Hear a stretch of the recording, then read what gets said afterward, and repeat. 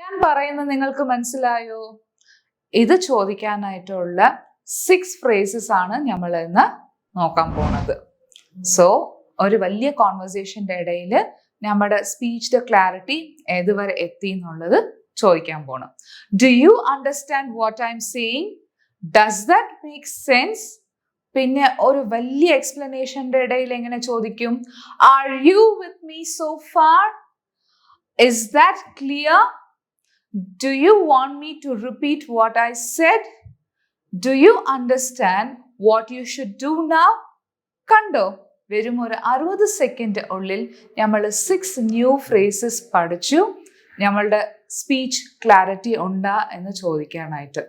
ഇങ്ങനെ ഞങ്ങളുടെ കൂടുതൽ വീഡിയോസ് കണ്ട് നിങ്ങളുടെ ഇംഗ്ലീഷ് ഫ്ലുവൻസി ഇംപ്രൂവ് ചെയ്യാം ക്യാപ്ഷൻ്റെ കൂടെ.